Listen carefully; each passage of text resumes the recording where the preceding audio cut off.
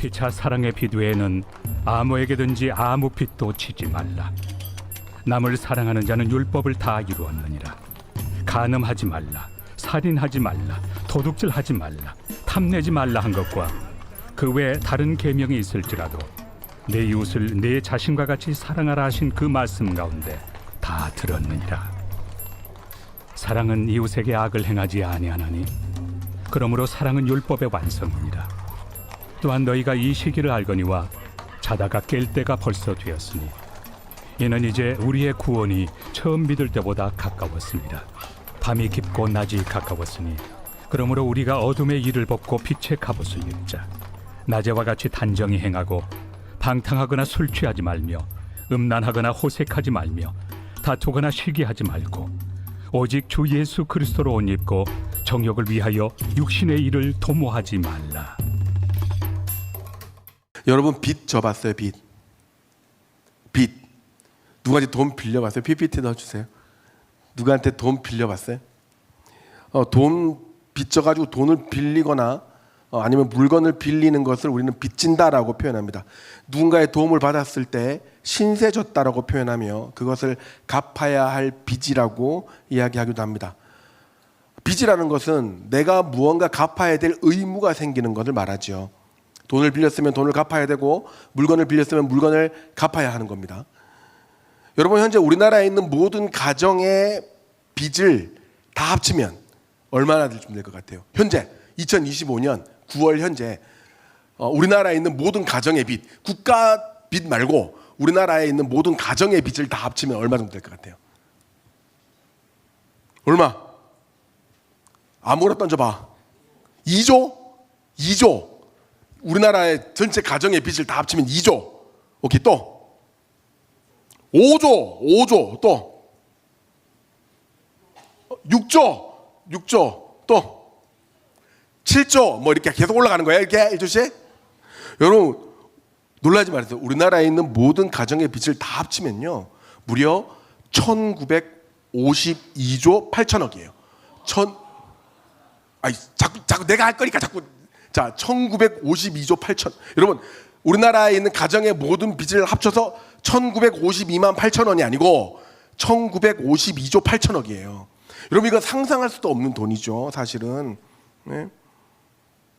그러면 이제 물론 이제 우리나라가 이 정도 돈을 빚으려면 우리나라 가정들이 이 돈을 빚으려는 이유가 많아요. 집 사려고 은행 대출을 받은 것도 있고, 장 보려고 카드를 쓴 것도 다 빚이고, 투자하려고 대출 받은 것도 뭐 다 빚이니까 이런 거 다 합치면 어쨌든 1952조 8천억이라는 거예요. 자, 그러면 한 사람당 우리나라 총 인구가 지금 5,115만 명이거든요. 그러면 1952조 나누기 5,115만 명 하면은 한 사람당 얼마의 빚이 나오는지가 나오겠죠. 우리나라 국민 1인당 빚은, 여러분 제가 어제 계산해 봤는데 저는 숫자에 엄청 약해요. 그래서 한 시간 숫자 쓸 때 1, 10, 100, 1000만, 10만, 100만 이렇게 항상 세리거든요. 제가 계산기 이렇게 두들겨 봤어요. 한 사람당 무려 3,817만 원의 빚이 있는 걸로 나와요. 우리나라 평균. 여러분 아무것도 한 거 없는데 여러분 인당 3,817만 원의 빚이 있다니까요. 여러분 우리나라 상황이 좀 심각하긴 해요, 사실은. 우리 모두는 따라합시다. 빚쟁이다. 여러분 빚쟁이가 되어 보신 적 있으세요? 사실 이 빚쟁이란 말은요, 빚쟁이가 되면 되게 마음이 힘들어요. 사는 게 고달퍼요. 빚쟁이란 말은 되게 이중적이에요. 뭐냐 하면 내가 돈을 빌려줘도 나는 빚쟁이가 되고 돈을 빌려도 나는 빚쟁이가 돼요. 그죠? 여러분 이런 말 있잖아요. 빚쟁이들이 하도 와가지고 돈 달라 해가지고 죽겠다 이런 말이 드라마에서 나오잖아요. 그건 거기서 나오는 빚쟁이는 뭐야? 돈을 빌려준 사람이죠. 그죠? 이런 말도 있잖아요. 지난달에 은행에서 돈 빌려서 나 빚쟁이 됐어. 이런 말도 있잖아요. 그죠? 그러니까 돈을 빌린 사람도 빚쟁이인 거야. 사실 이 빚쟁이는 빌려준 사람이든 빌린 사람들은 고달파요. 빌려준 사람 입장에서 여러분 생각해 보세요. 우리 희람이가 너무 배가 고파가지고 목사님 저 배가 너무 고파요. 10,000원만 빌려주세요. 이랬어.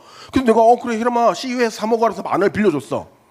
그럼 그 다음 주 돼서 내가 희람이한테 10,000원을 달라 해야 돼. 근데 희람이가 얼굴 초췌해가지고 목사님 오늘도 전 배고파요 하면서 지나가면 내가 야 이 새끼야 10,000원 내놔 이렇게 하기가 힘들어. 그렇지 않아? 그렇잖아. 그러니까 돈을 빌려준 사람도 돈을 갚으라는 말을 하기가 굉장히 이게 힘든 일이거든요. 돈을 빌린 사람은요, 계속 마음에 빚을 지고 있는 거예요. 마음에 계속 돈을 갚아야 된다라는 이야기를 생각을 하고 있는 거죠. 제가 한 번은 대학교 때 밥 먹으러 갔었는데요. 대학교 때 이제 저희 그때는 정식이 대학교 식판에 나오는 정식이요. 이게 한식 판당 그 대학교 때 1,300원이었어요. 지금으로 따지면 엄청 싸죠. PPT 해주세요. 1,300원인데 한 요 정도 나오는 식판이었거든요. 1,300원인데 이게 이제 식당에서 1,600원 올린다 해가지고 우리가 막 데모하고 이랬었어요. 300원 올리는 걸로 막 안돼 이러면서 막 데모하고 있었어요. 5년 전에 그랬어요, 대학 소리가. 근데 어쨌든 1,600원 하는 정식을 먹는데 당시에 여기 같은 1,600원을 파는 데서 교수 정식이라는 게 있었어요. 이름이 교수 정식. 이거는 계란 후라이도 하나 나오고 그리고 이렇게 그 생선도 한 마리 구워서 나오는데 2,500원이었어요. 당시 굉장히 컸죠. 우리 그 돈으로는 굉장히 컸어요. 그래서 그거는 이제 항상 이렇게 돈 있는 애만 먹는 정식 이렇게만 생각을 했거든요. 사실 교수님들은 그거 잘 안 드시는데 이름이 교수 정식이었어요. 비싸니까. 어느 날 친구가 저한테 야, 우리 시험 친다고 고생했는데 내가 교수 정식 사줄게 이러는 거예요. 너무 고맙다는 거, 내가 너무 고마워가지고 그래 꼭 같이 먹자 해서 막 먹었어요. 근데 그 다음 날에도 이 친구가 월, 화, 수, 목, 금 5일을 다 교수 정식을 나한테 점심을 사주는 거예요. 얼마나 고마워. 그래서 내가 다음번에는 내가 꼭 교수 정식 사줄게. 내가 사줄게. 그것만 해도 12,500원이야. 그죠? 내가 꼭 사줄게. 이렇게. 정말 달아나? 나 이거 진짜 공짜로 먹는 거 아니야? 달아나? 내가 너한테 빚진 거야? 이렇게 이야기했거든요.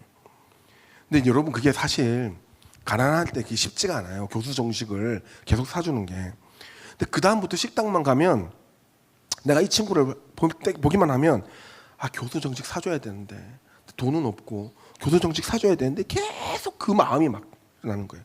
그래서 어떻게든 그 마음의 빚을 좀 갚고 싶어가지고 아르바이트로 과외를 이제 시작을 했어요. 과외를 시작해갖고 막 중학교 1학년 왜 못하는 거야? 막 좁혀가지고 그래서 성적 올려서 막 돈 받아가지고 그래가지고 이제 애한테 교수정식을 딱 사줬어요. 그러니까 이제 마음에 진짜 막 엄청 편안함이 막 이렇게 막 되게 찾아오더라고요. 여러분 빚이 있다는 거는요, 우리가 반드시 해야 되는 일이 있다는 얘기예요. 무언가를 반드시 해야 되는 것, 그걸 우리는 사명이라고 이야기하는데요. 그 사명이 생길 수 있는 게 바로 빚입니다. 예를 들어서 부모님에게 이런 마음을 가지는 학생들이 있어요. 이 부모님의 은혜를 언제 다 갚지? 언제 다 갚지? 여러분 부모님 은혜를 여러분 언제 다 갚을 거예요? 갚을 수 있을 것 같아요? 이게 불교책이라서 좀 그렇기는 한데 불교책 중에 PPT 주세요. 불교책 중에 부모 은중경이라는 책이 있대요. 부모 은중경. 저도 읽어보지는 않았어요. 근데 그 불교책 중에는 있대요. 근데 여기에 이런 말이 있어요. 한쪽 어깨에 엄마를 지고 다른 어깨에 아빠를 지고 100년을 걸어가도 그 부모님의 은혜를 다 갚지 못한다. 이런 말이 있어요. 참 진짜 이 부모님 은혜가 얼마나 우리에게 무겁게, 성경에서도 그 부모님의 은혜를 무겁게, 너는 내 부모를 공경하라라는 이 말에 공경하다는 말이 히브리어로 카바드거든요. 이 카바드라는 말이 무겁게 여기다는 말이에요. 부모님 은혜가 우리가 다 갚기 힘들 만큼 무겁다는 거예요. 에베소서에도 똑같이 나오죠. 주 안에서 너희 부모에게 순종하라. 이것이 옳으니라라고 나와요. 자, 그러니까 이런 부모님한테 빚진 마음을 가진 사람들은요, 이 부모님을 함부로 이렇게 대하지를 않아요. 잘해드릴 수밖에 없죠. 근데 반면에 맨날 첫날 이 엄마 아빠가 나한테 해준 게 뭐야? 이런 말 하는 분 있죠. 있어요. 도대체 엄마가 나한테 해준 게 뭐야? 아빠가 나한테 해준 게 뭔데? 막 이러면서 대드는 친구들 있죠. 이 부모님한테 내가 빚이 없다고 생각하니까 그런 말 하는 거예요. 우리 친구들 중에는 그런 친구들 없죠? 우리 선생님들 중에 혹시 자녀가 있으신데 우리 중고등부에 그런 말을 한 친구가 있다. 저한테 오늘 문자 몰래 보내주세요. 우리 아들과 딸이 그래요. 이렇게 이야기해 주세요. 그래서 오늘 바울은요, 항상 종말이 되어갈수록 우리에게 누구에게든지 빚진 자의 마음을 가지고 살아가라라고 이야기를 해요. 왜냐하면 빚진 자의 마음을 가지고 살아갈 때 우리는 겸손해지며 빚진 자의 마음을 가지고 살아갈 때에 누군가한테 선한 행동을 하기 쉽기 때문이에요. 그래서 8절에 이렇게 이야기를 합니다. 우리 다 같이 읽겠습니다. 시작.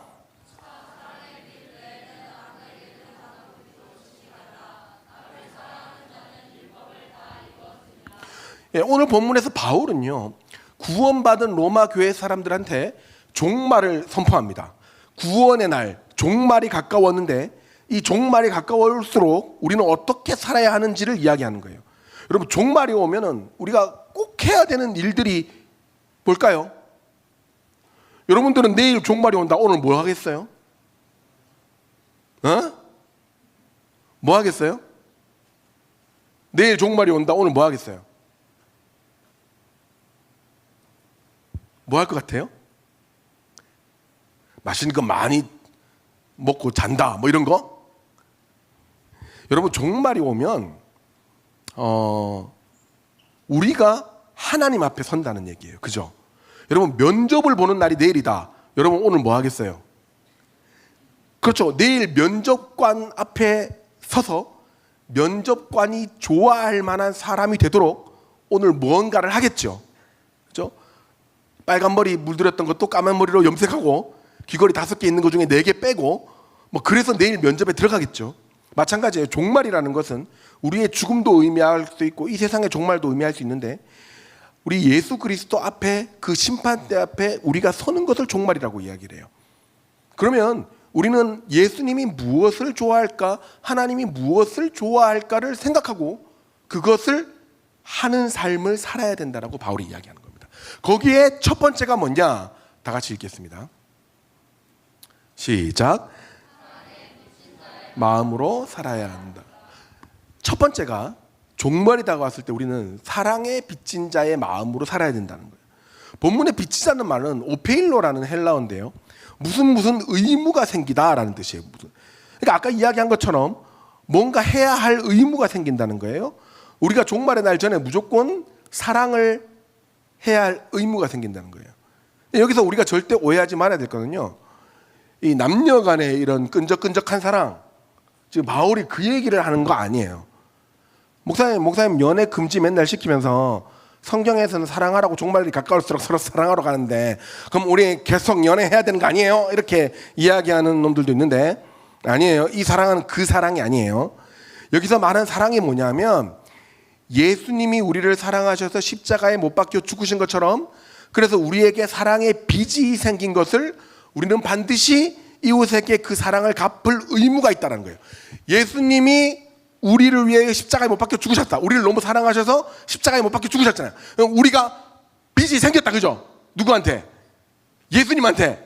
무슨 빚이? 사랑의 빚이 생겼다는 거예요. 이걸 누구한테 갚아야 된다? 내 이웃들한테 갚아야 되는 거. 그것이 바로 사랑이라는 거예요. 여기서 말하는 사랑이에요.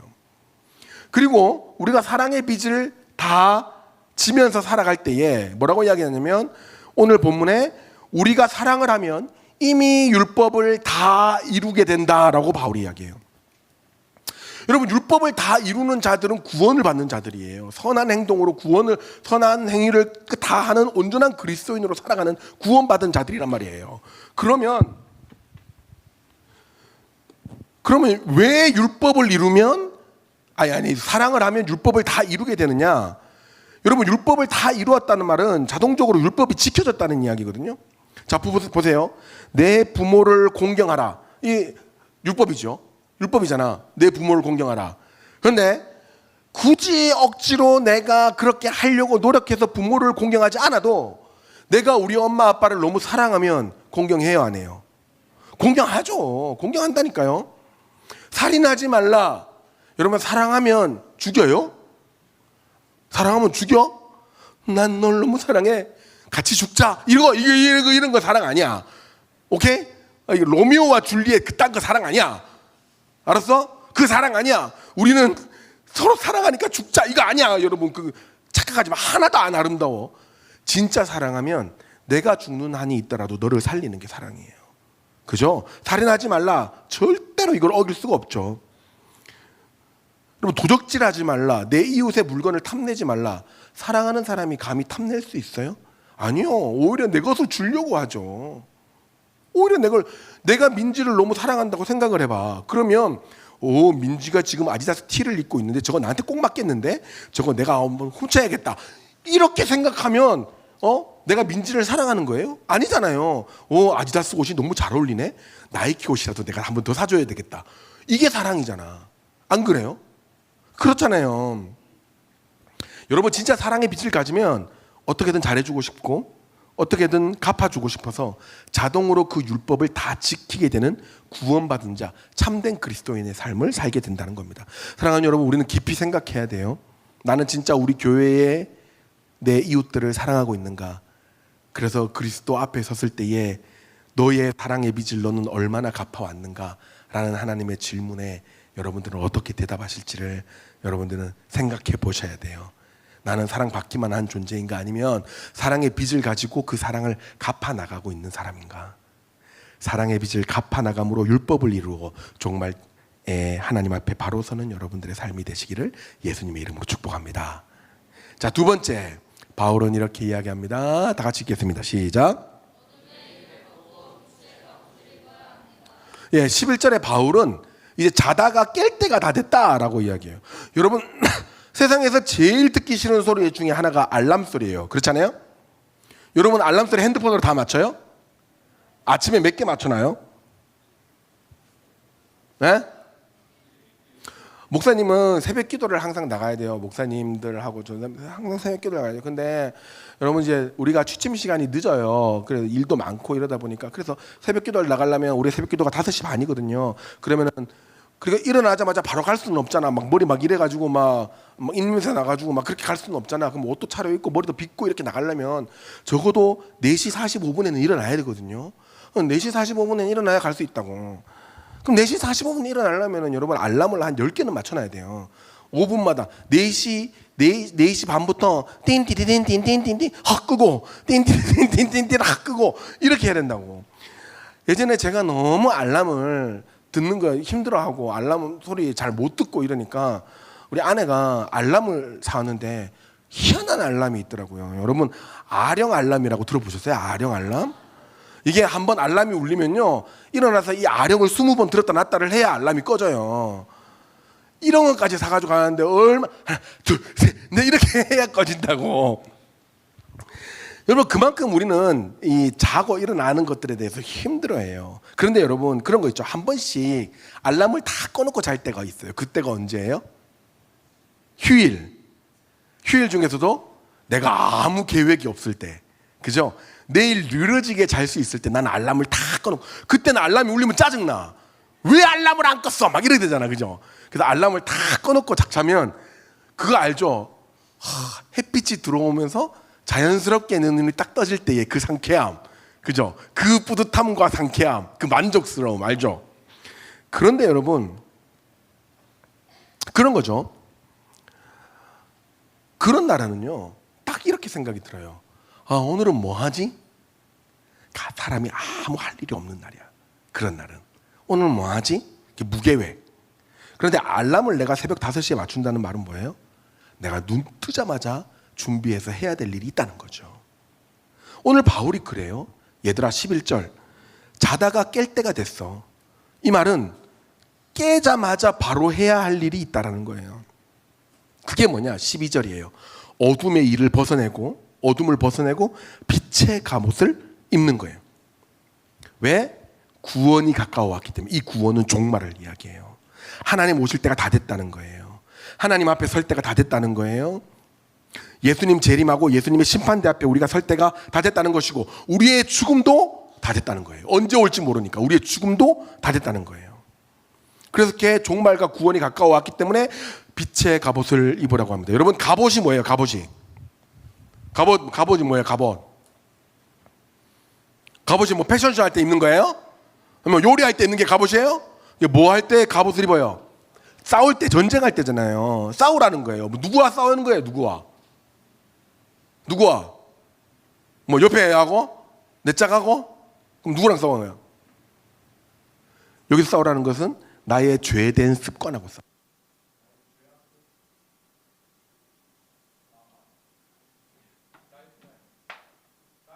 나의 죄악들과 싸우라.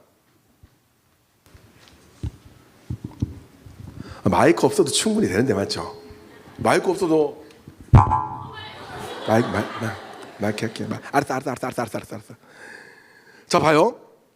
나의 죄된 습관들과 싸우는 빛의 갑옷을 입어야 되는 거예요. 그러니까 그리스도인들의 삶은 내가 그리스도인이 되었다고 해서 편안하게 그냥 놀면서 즐기는 삶이 아니라 평생 치열하게 싸워야 되는 거라는 거예요. 죄와 싸워야 되고 바른 삶을 살기 위해서 말씀대로 살기 위해서 세상 문화와 싸워야 되는 거예요. 우리는 그것을 뭐라고 하냐면 따라합시다. 영적 전쟁.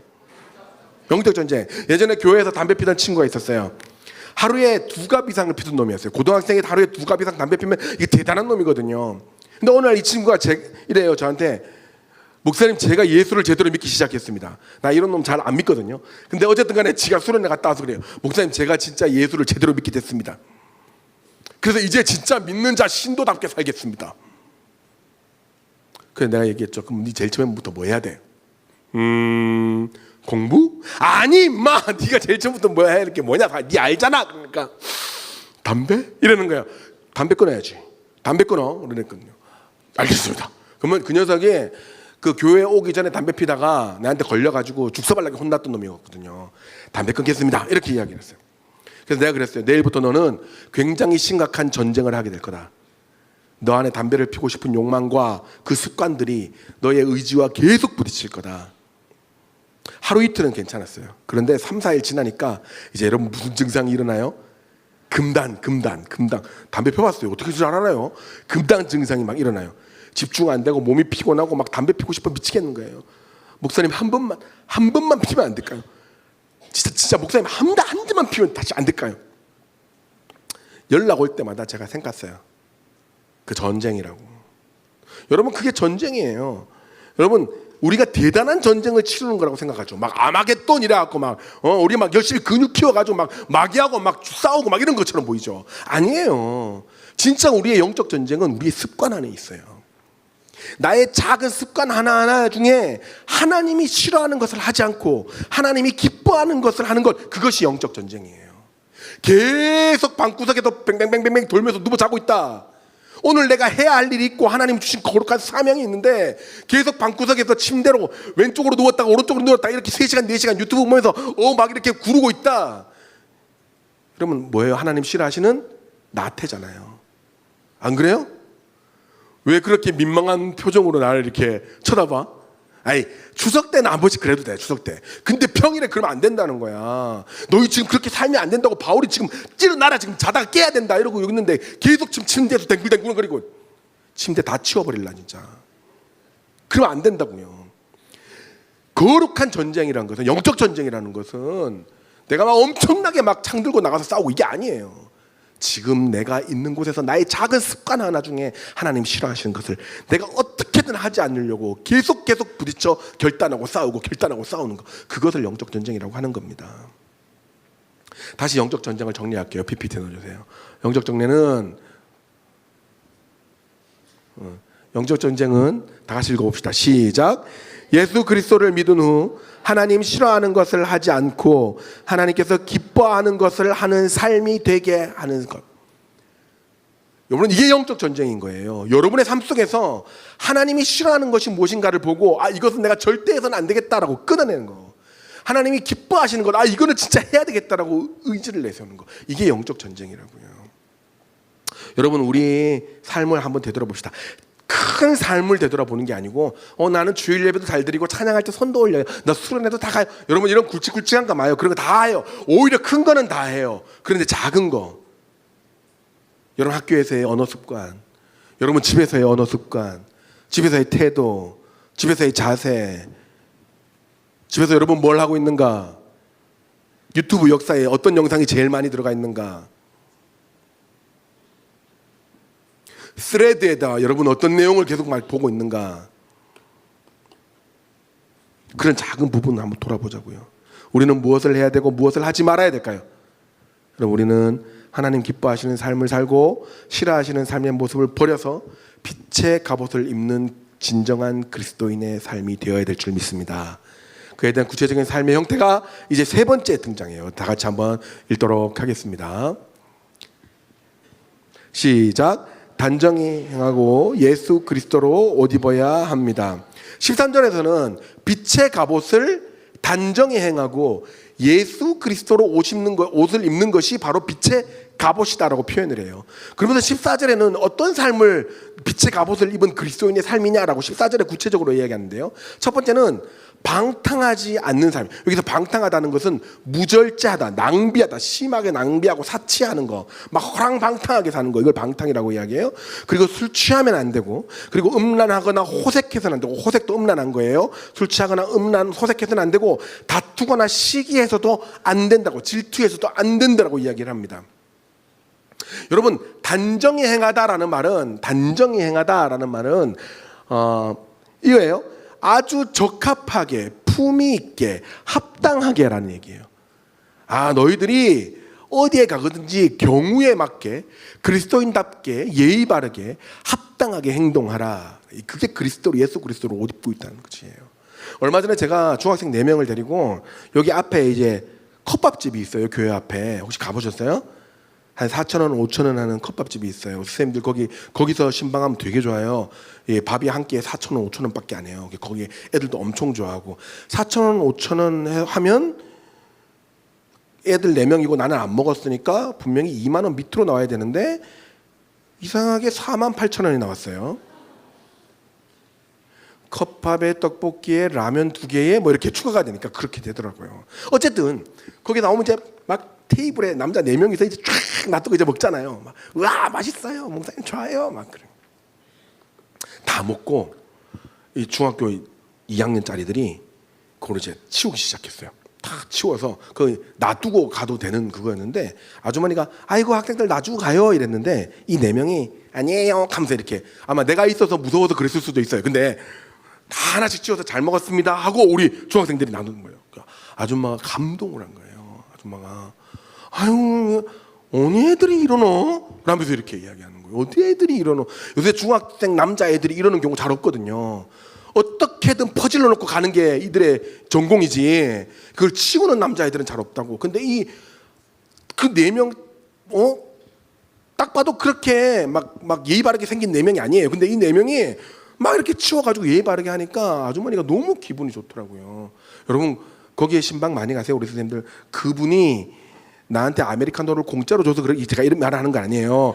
근데 어쨌든 간에 그렇더라고요. 근데 제가 마음이 엄청 뿌듯했어요. 근데 제 생각이 뭐냐면 내 어깨가 이렇게 으쓱한데 우리가 경우에 합당한 행동, 그리스도의 옷을 입는 행동을 하면서 살아간다면 하나님께서는 얼마나 마음이 좋으실까 그 생각이 드는 거예요. 여러분들은 경우에 합당한 행동들을 하면서 살아가고 계십니까? 바울이 로마서에다가 이렇게 말하는 시대적인 이유가 있어요. 뭐냐면 당시에 바울이 로마서를 쓸 때요. PPT 주세요. 바울이 로마서를 쓸 때는 로마는요 최전성기를 달리고 있었어요. 그러니까 로마라는 도시는요 막 어마어마한 전 세계에서 가장 강력하면서 부흥된 도시였었어요. 얼마나 돈이 많았고요. 저 콜로세움 경기장 정말 대단하죠. 예? 그런데 사람이 많이 몰리고 도시가 발전할수록 거기에는 온갖 유흥과 타락이 같이 성장을 해요. 이상하게 사람들이 모이는 곳은 그렇단 말이에요. 당연히 하나님의 법은 로마 전 도시에서 잘 지켜지지도 않았고요. 각종 타락과 방탕함이 상식처럼 행해지던 거죠. 여러분 죄가 상식이 되는 게 진짜 무서운 거거든요. 죄가 상식이 되는 게 진짜 무서운 거예요. 내가 돈 좀 훔치는 건 이거 괜찮아. 아이고 이건 뭐 다 돈 한 번씩 훔치는데 돈 훔치는 거 괜찮지. 이거 여러분 굉장히 무서운 거거든요. 근데 죄가 상식이 되는 거예요. 그래서 죄를 짓는다는 의식조차 없어지는 사회가 된 거죠. 바울이 그런 로마의 상황을 뭐라고 그랬냐면 깊은 어둠, 깊은 밤, 잠에 들었다라고 표현하는 거예요. 거기에 물들어 있던 성도들이요 이제 너희들 죽을 때가 다 됐다. 그리스도께서 오셔서 심판하실 때가 다 됐다. 그러니까 예수께서 다시 오시는 그날 또 심판대 앞에 서는 그날 앞에 설 때 너희들 이제 똑바로 살아야 돼. 똑바로 살아야 돼. 하나님 심판 앞에 있으니까. 그러면서 어떻게 살아야 되냐? 오늘 이야기를 한 거죠. 그런데 여러분 여기서부터 중요해요. 바울이 로마서를 써서 보낸 날이 AD 57년이에요. 서기 57년, AD 57년, 2000년 전이죠. 그런데 그때 로마의 도시 중에 진짜 아름다웠던 도시가 있어요. 바로 폼페이라는 도시예요. 폼페이. 여러분 아세요? 폼페이.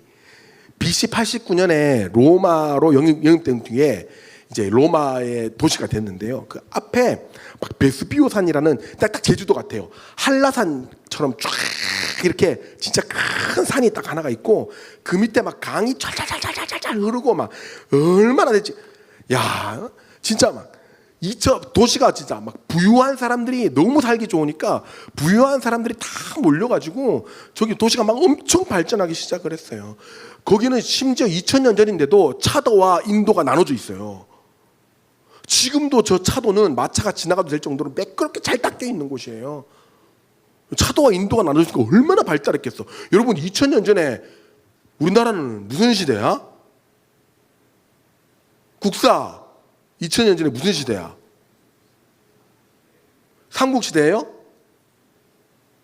여러분 차도와 인도가 나눠지는 거는 우리 조선시대에도 없던 일이에요.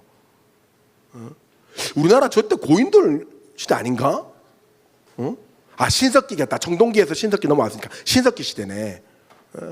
우리나라 아직 동물 가지고 있고 있을 때 저런 도시였다니까요. 얼마나 아름다웠어요. 지금도 저 폼페이는 어디에 속해져 있냐면 이탈리아 나폴리에 들어가 있어요. 여러분 나폴리 들어봤어요? 나폴리? 세상에서 가장 아름다운 도시 중에 하나 나폴리. Che cosa na이르나테 솔레 오 솔레 미오 이거 막 태양이 저 밝은 태양 너 참 아름답다 막 보기만 해도 막 가슴이 엄청 그런 도시잖아요. 근데 도시가 너무 아름답다 보니까 부유한 사람들이 많이 모이기 시작했고 로마에서 두 번째 가라면 서러운 동주로 부자 도시가 됐죠. 아까 말했죠. 사람이 많이 모이면 죄가 많아진다고요. 얼마나 타락했는지 몰라요. 당시에 폼페이 자료를 보면요. 도시에 수많은 유흥가와 사창가들이 어마어마하게 많았었어요. 얼마나 타락하고 음란했는지요. 항상 도시가 술 취해 있었고요. 호색, 음란, 장난 아니었어요. 하다 동성애까지 판을 쳤었어요. 항상 사람들을 학대하는 걸 즐겼었고요. 조금이라도 더 잘 살아보려고 욕심과 시기와 질투가 막 늘어나기 시작해요. 13절에 나오는 단정히 행하다라는 것과 완전 정반대로 이 폼페이는 살아가기 시작한 거죠. 여러분 항상 술 PPT 넣어주세요. 얼마나 술을 많이 마셨는지요. 오늘 바울은 술을 마시지 말라고 했잖아요. 그런데 얼마나 술을 많이 마셨는지 저게 폼페이 실제 유적이에요. 패스트푸드 주점이었어요. 패스트푸드 주점. 그러니까 여러분이 맥도날드 가가지고 햄버거를 바로 받아서 먹듯이 그냥 빠르게 가서 술을 마실 수 있는 주점이었어요. 저렇게 가가지고 바로 술을 취했어요. 얼마나 술을 많이 마셨는지요. 막 밤마다 막 유흥이 넘쳐났어요. 술이 아니면 살 수가 없었어요. 심지어 저 폼페이의 가장 주된 신은 바쿠스라고 그리스의 디오니소스하고 똑같은 술의 신이었어요. 바쿠스. 나 아니야. 얼마나 술을 많이 마셨으면 술을 좋아했으면 도시 자체가 술의 신을 섬겼겠냐고요. 바울이 하지 말라고 한 첫 번째 술 취하지 말라에 완전 정반대잖아요. 바울은 음란 호색을 하지 말라고 했었어요. 이거 야한 행동하지 말라는 거거든요. 여러분 이 폼페이는 인구가 10,000명밖에 안 되는 도시였는데 거기에서 음란하게 노는 클럽만 해도 9개나 됐었어요. 그리고 몸을 파는 매춘 굴이 무려 41개가 있었습니다. 41개가. 얼마나 사람들이 돈 많고 노는 데만 집중했는지 몰라요. 심지어 당시에 통용되던 동전도 폼페이의 동전도 제가 참 이게 사진을 그대로 할 수가 없을 정도로 음란해요. 네? 찾아보지 마라 집에서. 알겠지? 폼페이 동전 자체에 막 성행위가 막 자세하게 기록되어 있을 정도로 이 폼페이라는 도시. 그럼 여러분 폼페이에는 애가 없었을까? 폼페이에도 애가 있었지. 그 애들이 그 음란한 성행위를 보면서 그걸 보면서 이렇게 가서 깎아 사 먹었다니까. 근데 그게 아무렇지도 않았다니까요. 아까 뭐라요? 죄가 상식이 되는 거. 그게 바로 여기잖아요. 그뿐만이 아니에요. 폭행과 폭력을 좋아하지 말라고 했잖아요. 여러분 당시 로마 시대 때 뭐가 있었어요? 검투 경기가 있었죠. 검투. 노예들을 데리고 창으로 찔러서 내장을 꺼내고 그래서 목을 잘라서 치는 거에 사람들이 다 광경했잖아요. 제가 여기에 관련 자료를 찾아봤는데 우리나라엔 자료가 없어서 제가 CNN을 찾아봤어요. 찾아보니까 CNN에 이렇게 나와요. 아이들이 그 폭력에 직접 목격했을 가능성이 굉장히 높다. 아이들이. 왜냐하면 그 폼페이의 벽화 중에 애들이 장난으로 그린 그림이 있는데 검투 경기예요. 이때 전문가들이 뭐라고 하냐면 이 아이들이 이거를 직접 보고 그린 것이다. 이것은 그렇게 이야기해요. 애들이 사람 목 베고 찌르고 내장 꺼내고 그래서 으아 하는 거를 그대로 보면서 즐기는 거라고요. 즐겼었다고요. 그게 성경의 반대로 다 갔던 거예요. 그게 스포츠가 됐고 아이들까지 그걸 보면서 즐기면서 처절하게 폭력이 난무하는 도시였다는 거죠. 시기 질투요. 이것도 역사자로 찾아봤는데요. 일단 빈부격차가 굉장히 심했어요. 잘 사는 사람은 엄청나게 잘 살았으니까 못 사는 사람들은 노예 생활하면서 상당한 질투가 있었겠죠. 부자들끼리도 누가 더 노예를 많이 두냐, 누가 더 큰 저택에 사는가로 경쟁했으니까 시기 질투가 장난이 아니었어요. 그 폼페이 유적 중에 죽은 사람들의 DNA를 다 분석하니까 전부 다 다른 데서 온 이방인들이었어요. 다른 민족들이 다 섞여서 사는데 다 팔을 나눠가지고 끼리끼리 문화가 생기고 그러면서 서로 욕하고 서로 시기하고 서로 분쟁과 질투가 많았던 도시라는 겁니다. 자, 여러분 봅시다. 바울이 57년에 로마서를 쓰면서 술 취하지 말라고 했는데 술의 도시가 됐고 음란 호색은 말할 것도 없고 폭력이 난무하다 못해 폭력을 즐기는 도시가 됐어요. 시기 질투는 극에 달했어요. 중요한 건 여기서부터예요. 57년에 로마서가 써지고 정확하게 22년 후인 79년 8월 24일에 그 아름답던 베세비오 산이 아까 보였던 그 한라산 같은 그 산이 화산 폭발을 일으켜요. 그리고 그 아름답던 도시 폼페이는 딱 18시간 만에 18시간 만에 사라져버려요. 그게 그러다가 1970년, 2000년이 다 돼서 한 고고학자에 의해서 발견되게 되고요. 그때 뭔가 발견해서 땅을 파다보니까 유물들을 나오는데 사람 뼈는 안 나와. 근데 뭔가 이상한 구멍이 있어서 거기에 석고를 이렇게 막 집어서 말려봤더니만 사람이 어떻게 죽었는지가 다 나온 거예요. 바로 그게 이거잖아요. 사람이 죽은 모양 그대로 그 모습 그대로 있는 거예요. 2014년에 이게 폼페이 유적이 울산에 한번 왔었어요. 그때 목사님이 막 쪼르고 쫄라가지고 갔었어요. 우리 청소년 목사님들 쫄라서 가고 싶다 폼페이 가고 싶다 폼페이 이래가지고 막 계속 옆에서 폼페이 가고 싶다 막 이래가지고 그래서 그때 당시에 디렉터 하시던 목사님이 가자 이래가지고 데리고 갔었거든요. 근데 보면서 얼마나 가슴이 아팠냐. 왜냐하면 57년에 바울이 로마 교회에다 보냈다니까요. 술 취하지 말라, 방탕하지 말라, 너희들 폭력 좋아하지 말라, 음란 호색 좋아하지 말라, 사치하는 거 좋아하지 말라, 시기하지 말라, 질투하지 말라. 57년에 보냈다고요. 그리고 22년 동안 그들은 그것을 묵과했다는 거예요. 로마 교회 전역에 퍼졌던 로마서를 그들은 묵과했다고요. 폼페이에 기독교인이 없었을까요? 여러분 그 로마서의 말씀이 지금 우리에게 전달되고 있는 거예요. 너희들 술 마시지 말라. 야동 보지 마. 폭력 좋아하지 마. 친구끼리 시기하지 말고 질투하지 마. 사치하지 말고 방탕하지 마. 여러분 구원이 가까이 왔다는 말은 심판의 날이 가까이 왔다는 겁니다. 그 사람들이 알았을까요? 로마에서 가장 화려했던 그 도시가 로마에서 가장 단시간에 가장 처참하게 사라질지 알았겠을까요? 사랑하는 여러분, 구원의 날, 종말의 날은 결코 멀지 않아요. 우리는 지금부터 경우에 맞는 단정한 삶을 살아야 합니다. 폼페이가 하나님의 진노로 그렇게 되었다라고 100% 말하기에는 확실한 근거는 없어요. 그러나 로마서에서 바울은 분명히 너희들 개인의 구원의 날, 종말의 날도 머지 않았다라고 이야기했어요. 그러니까 언제 이렇게 죽을지 우리는 아무도 모른다는 거예요. 그 단정한 삶을 살아가는 것이 여러분 영적 전쟁입니다. 하나님 기뻐하시는 것을 하고 하나님 싫어하시는 것을 하지 않는 것, 그것이 단정한 삶이라는 겁니다. 하나님은 우리가 이 땅에서 얼마나 잘 살았는지를 보지 않습니다. 얼마나 인기가 많았는지, 얼마나 화려하게 살았는지, 얼마나 최신 컴퓨터와 스마트폰을 썼는지 하나도 관심이 없으십니다.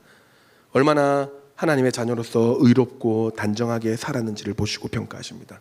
반드시 죄의 습관과 치열하게 싸우고 순결한 그리스도인으로서 열심히 살기로 작정하는 귀한 여러분들 되시기를 예수님의 이름으로 축복합니다. 우리 함께 기도할까요?